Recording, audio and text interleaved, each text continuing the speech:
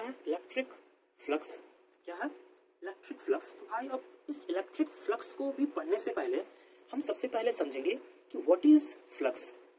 ठीक है, अभी हमने क्या पढ़ा एरिया वेक्टर के बारे में कि एरिया स्केलर क्वांटिटी नहीं बल्कि हम एज अ वेक्टर क्वांटिटी भी लेते हैं, और जब हम उसको एज अ वेक्टर डिनोट करते हैं तब उसका जो डायरेक्शन होता है उस एरिया के हर एक पॉइंट पे क्या होगा? एकदम परपेंडिकुलर होगा, नॉर्मल डायरेक्शन होगा।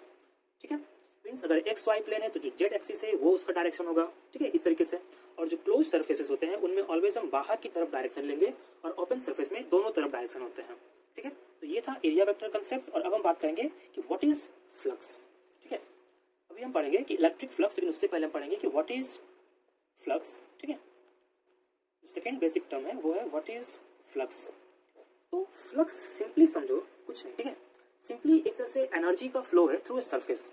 मतलब कि अगर कोई एक सरफेस एरिया दिया गया है और इससे अगर कोई एनर्जी फ्लो कर रहा है then we say that there is flux.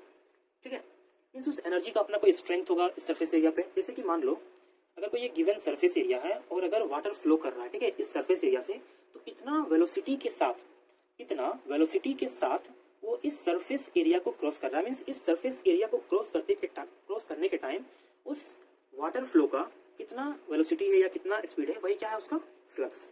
तो सिंपली फ्लक्स का मतलब क्या कि सिंपली एनर्जी का flow through a given surface area और थ्रू अ गिवन सरफेस। तो अब हम पढ़ेंगे इलेक्ट्रिक फ्लक्स के बारे में और इसको समझेंगे। ठीक है, सबसे पहले उसका डेफिनेशन से हम स्टार्ट करेंगे। Number of electric field lines crossing a surface normally is known as the electric flux. Definition क्या बोल रहा है इसका? कितना number of electric field lines किसी एक सरफेस को नॉर्मली क्रॉस कर रहा है। तो यहाँ पे हम क्या देख पा रहे हैं 1 2 3 4 5। तो हम क्या बोलेंगे कि इसका जो फ्लक्स है वो कितना है?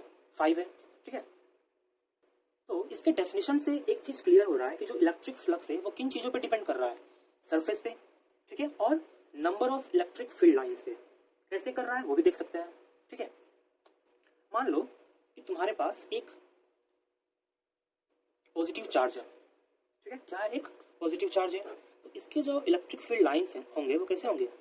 आउटवर्ड होंगे, रेडियली आउटवर्ड। ठीक है, इस तरीके से। अभी मैंने क्या कहा कि इलेक्ट्रिक फ्लक्स किन दो चीजों पे डिपेंड कर रहा है? Number of electric field lines पे और सरफेस पे। कैसे डिपेंड कर रहा है वो हम समझेंगे। ठीक है, सपोज कि हम एक एरिया लेते हैं। ठीक है, suppose we take this area. तो हम इस एरिया को क्या करते हैं? यहाँ पे रखते हैं। ठीक है, now count electric field lines. So 1 2 3 4।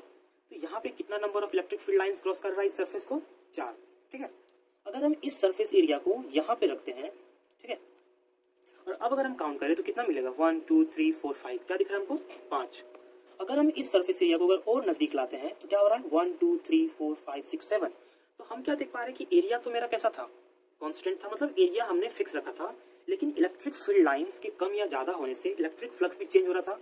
It means क्या कि जो मेरा इलेक्ट्रिक फ्लक्स है वो किस पे डिपेंड कर रहा है? इलेक्ट्रिक फील्ड लाइंस पे कर रहा है कि नहीं? इलेक्ट्रिक फील्ड लाइंस पे डिपेंड कर रहा है।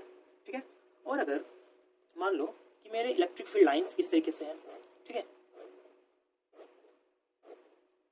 और हम क्या कर रहे हैं? एक बड़ा सरफेस एरिया ले रहे हैं। ठीक है, काउंट 1 2 3 4 5 6 7। तो इलेक्ट्रिक फ्लक्स कितना आ रहा है? 7। अगर हम उस सरफेस एरिया को छोटा कर दें तो इलेक्ट्रिक फ्लक्स कितना हो जाएगा? कम होगा, और छोटा करेंगे तो और कम होगा। इट मीन्स कि इन दोनों एग्जाम्पल से क्या क्लियर हो रहा है कि जो मेरा इलेक्ट्रिक फ्लक्स है वो किन दो चीजों पे डिपेंड कर रहा है? सरफेस एरिया पे और number of electric field lines पे। लेकिन एक चीज पे देखो, डेफिनेशन में क्या था कि एकदम नॉर्मली क्रॉस करना चाहिए, लेकिन क्या जरूरी है कि जो मेरा इलेक्ट्रिक फील्ड लाइंस है वो किसी सरफेस एरिया को ऑलवेज नॉर्मली ही क्रॉस करे? मतलब suppose this is a surface area. ठीक है, तो सपोज कि ये जो हुआ वो हुआ नॉर्मल डायरेक्शन।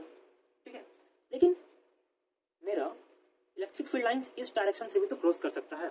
ठीक है, सपोज इस तरीके से मेरा इलेक्ट्रिक फील्ड लाइंस है। ठीक है, तो ये तो नॉर्मल डायरेक्शन था, लेकिन यहाँ भी हम क्या देख पा रहे हैं कि इलेक्ट्रिक फील्ड लाइंस क्रॉस तो कर रहा है लेकिन नॉर्मली नहीं कर रहा है। ठीक है, नॉर्मली कहने का मतलब कि सरफेस एरिया का जो डायरेक्शन है और इलेक्ट्रिक फील्ड का जो डायरेक्शन है दोनों का सेम डायरेक्शन होना चाहिए। ठीक है, लेकिन यहाँ पे हम क्या देख पा रहे हैं? सपोज कि this is the direction of surface area. ठीक है, ये सब जो क्या है? सरफेस एरिया डायरेक्शन है, और इलेक्ट्रिक फील्ड लाइंस को इन्हीं डायरेक्शन में होना चाहिए। तो इस समय हम क्या करेंगे? हम इस इलेक्ट्रिक फील्ड के उस कंपोनेंट को लेंगे जो इस डायरेक्शन के अलोंग होगा। ठीक है, सपोज इलेक्ट्रिक फील्ड मेरा ई है, तो इस डायरेक्शन के अलोंग कितना होगा? ई कॉस थीटा होगा कि नहीं? एकदम होगा। ठीक है, इसमें भी क्या होगा? ई कॉस थीटा होगा। तो जो ई कॉस थीटा कंपोनेंट है वो कैसा कंपोनेंट है? इस सरफेस एरिया के लिए एकदम नॉर्मल कंपोनेंट है। सो यहाँ पे हम इस कंपोनेंट को कंसीडर करेंगे। अगर मेरा सरफेस एरिया पे नॉर्मली जा रहा है इलेक्ट्रिक फील्ड लाइंस, तो वहाँ पे तो हम सिंपली उसी को लेंगे। लेकिन अगर मेरा नॉर्मल नहीं जा रहा है तो सबसे पहले हम उसको उसके नॉर्मल कंपोनेंट को लेंगे, ठीक है। इसलिए हम यहाँ पे क्या देख पा रहे हैं कि मेरा जो इलेक्ट्रिक फ्लक्स है उसको हम डिनोट करते हैं फाई ई से, और वो किन दो चीज़ों पर डिपेंड कर रहा है, पहला इलेक्ट्रिक फील्ड लाइंस पे और दूसरा सरफेस एरिया पे। इसलिए इसका जो फॉर्मूला होता है वो होता है E dot vector with S mean surface area, ठीक है। अब चूंकि ये डॉट प्रोडक्ट है इसलिए इसका जो रिजल्ट आएगा वो कैसा आएगा, स्केलर क्वांटिटी, ठीक है। So we can write it as E S cos theta. अब कॉस थीटा लेने के पीछे भी मीन्स एक रीजन है, मीन्स डॉट प्रोडक्ट करने के पीछे अगर सपोज इस डायरेक्शन में तो क्या है ई कॉस थीटा, लेकिन अगर इस डायरेक्शन में अगर हम लेते हैं इलेक्ट्रिक फील्ड लाइंस का कंपोनेंट तो वो कितना हो जाता ई sine theta.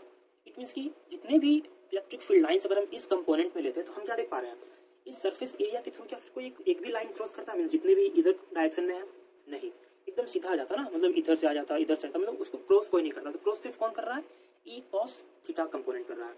So we take E cos theta. So ये जो मेरा हुआ ये हो गया फॉर्मूला, ठीक है। This is the formula of electric flux, phi E is equals to E cos theta और phi E is equals to this. अभी तक हम लोगों ने क्या देखा कि दो चीज़ों पे डिपेंड करता है, एक डिपेंड करता है इलेक्ट्रिक फील्ड पे और दूसरा सरफेस एरिया में। तो हम लोगों ने क्या देखा कि जब इलेक्ट्रिक फील्ड लाइंस मेरा नॉर्मल ना हो तो हम क्या करते हैं, हम उसके नॉर्मल कंपोनेंट को लेते हैं। तो उसी तरीके से तो ये भी जरूरी है कि जो मेरा सरफेस एरिया है वो एकदम रेगुलर शेप में ना हो, मीन्स रेक्टेंगल स्क्वायर इस तरीके से ना दिया हो, मतलब इसका हम इजीली कैलकुलेट कर लेते हैं, हमको आता फॉर्मूला, ठीक है। अगर वो किसी इरेगुलर शेप, मान लो अगर किसी इस तरीके से अगर वो इरेगुलर शेप में दिया हो तो फिर हम उसका कैसे निकालेंगे, तो हम क्या करते हैं, हम उसको स्मॉल स्मॉल एरियाज में डिवाइड कर देते हैं, स्मॉल स्क्वायर एरियाज में डिवाइड कर देते हैं, और फिर क्या करते हैं हर एरियाज का अलग अलग फ्लक्स निकाल के सबको ऐड कर देते हैं। इट मीन्स हम यहाँ पे क्या कर रहे हैं, सबको इंटीग्रेट कर रहे हैं, ऐड कर रहे हैं। तो इसलिए इसका जो फॉर्मूला होता है, अगर मेरे पास कोई इरेगुलर शेप दिया है तो उसका जो फॉर्मूला होता है वो ये होता है, phi E is equals to E dot d S. D S क्या है, स्मॉल सरफेस एरिया का फ्लक्स, ठीक है। फिर जिसको अगर हम इंटीग्रेट करते हैं तो हमको पूरा का इलेक्ट्रिक फ्लक्स मिल जाता है, मीन्स टोटल इलेक्ट्रिक फ्लक्स हमको मिल जाएगा, ठीक है। तो ये तो हो गया एक तरह से ओपन सरफेस का बात, ठीक है। ये क्या हो गया, एक तरह से ओपन सरफेस का बात। इसी तरीके से अगर मान लो मेरा कोई क्लोज्ड सरफेस है, क्या है, कोई क्लोज्ड सरफेस है, तो उसका भी हम सेम इसी तरीके से निकालेंगे, क्या करेंगे, इसी तरीके से निकालेंगे। बस इसमें हम क्या करेंगे, एक सर्कल लगा देंगे जो क्या डिनोट करेगा कि हाँ कि हम जो इलेक्ट्रिक फ्लक्स निकाले हैं वो किसी एक क्लोज्ड सरफेस का निकाले हैं, ठीक है। तो अभी तक हम लोगों ने क्या क्या देखा, एरिया वेक्टर के बारे में पढ़ा, जिसमें क्या पढ़ा कि एरिया एक वेक्टर क्वांटिटी है जिसका अपना कोई डायरेक्शन है और वो कैसा होता है, ऑलवेज उस पर परपेंडिकुलर होगा, मीन्स हर पॉइंट पे उस पर परपेंडिकुलर होगा। फिर हमने फ्लक्स के बारे में पढ़ा कि कोई भी flow of energy through a given surface, ठीक है। फिर हमने देखा इलेक्ट्रिक फ्लक्स क्या होता है कि number of electric field lines crossing surface normally is known as electric flux. मतलब कि इलेक्ट्रिक फील्ड लाइंस किसी एक सरफेस को क्रॉस करता है, और कैसे क्रॉस करना चाहिए, एकदम नॉर्मली क्रॉस करना चाहिए। और अगर वो नॉर्मल नहीं है तो हम उसके नॉर्मल कंपोनेंट को लेते हैं। सेम उसी तरीके से अगर मेरा शेप जिसमें सरफेस एरिया है अगर इरेगुलर है तो हम उसको इंटीग्रेट कर देते हैं, ठीक है। और अगर क्लोज सरफेस एरिया है तो उसे भी इंटीग्रेट करेंगे, बस उसे डिनोट करने का तरीका थोड़ा अलग हो जाता है, ठीक है। हम बस एक सर्कल लगा देते हैं, वो रिप्रेजेंट करता है एक क्लोज्ड सरफेस एरिया। अब हम पढ़ेंगे हाँ एक चीज और कि यहाँ पे हम क्या देख पा रहे हैं कि जब मेरा क्या देख पा रहे हैं बताते हैं कि जब मेरा सपोज सरफेस एरिया, ठीक है, मान लो इलेक्ट्रिक फील्ड्स का डायरेक्शन इधर है और हम सरफेस एरिया का भी डायरेक्शन इधर ही ले रहे हैं, तो इस समय ये जो डायरेक्शन होगा फ्लक्स का वो क्या होगा, पॉजिटिव डायरेक्शन। लेकिन अगर मेरा इलेक्ट्रिक फील्ड लाइंस का डायरेक्शन इधर है और अगर हम अपोजिट डायरेक्शन में ले रहे हैं, इलेक्ट्रिक फील्ड लाइंस के अपोजिट ले रहे हैं सरफेस एरिया का डायरेक्शन, तो क्या होगा, electric flux direction negative. Electric flux एक स्केलर क्वांटिटी है लेकिन इसका भी डायरेक्शन होता है, एक होता है पॉजिटिव, एक होता है नेगेटिव, ठीक है।